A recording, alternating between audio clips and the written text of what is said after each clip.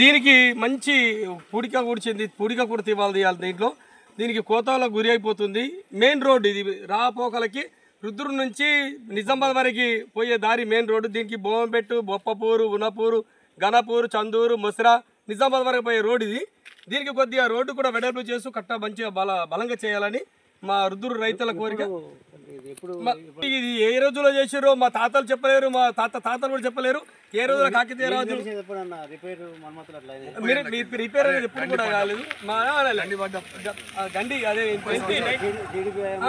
TDP 89లో 1989లో Chandrababu first CM అయిన టైంలో ఇక్కడే రెండు గండిలు పడ్డాయి, పెద్దవి, చాలా పెద్దవి పడినప్పుడు చంద్రబాబు నాయుడు వచ్చాడు, చూసి దానికి మరమ్మతులు చేయించి ఇమ్మీడియట్గా చేయించిండు. నెక్స్ట్ వర్షాకాలం పడితే ఎండాకాలం వరకు మరి రిపేర్ టోటల్ పని చేసి పెట్టిండు ఆ టైంలో. ఆ తర్వాత మళ్ళీ మామూలుగా మొన్న కేసీఆర్ గారు వచ్చిన తర్వాత కూడా మిషన్ కాకతీయ పెట్టిండ్రు, అంతంతవరకే పని అయింది అది. ఆ తుమ్ములు రిపేర్ చేశారు కానీ తుమ్ములు కూడా పూర్తి రిపేర్లు ఏం కాలేదు, అవి లీకేజీలు ఉన్నాయి ఇప్పటికి కూడా. రైతులు కూడా చాలా కోత టైంలో లీకేజ్ అయ్యి కూడా రైతులు ఇబ్బంది పడుతున్నారు. రెండోది ఆ చెరువులు ఏదైతే మనం లాస్ట్ టైం ఎండాకాలం వచ్చే టైంకి యాసంగి పంట టైంలో ఆ నీళ్ళు తగ్గే టైంకి ఆ లీకేజ్ నీళ్ళతో కూడా చెరువు కాలైపోతుంది. మళ్ళీ ఒకటి లీకేజ్ అవుతున్నాయి.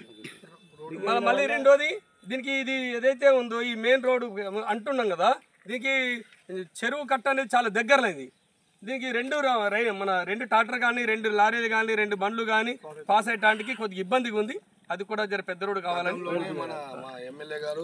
మినిస్టర్ మన కొంచెం పోచాల శ్రీరెడ్డి గారు స్పీకర్ గా ఉన్న టైంలో దీనికి 1111 కోట్లు శాంక్షన్ చేశారు కూడా. అది మరి ఇంకా ఇప్పటివరకు కాలేదు.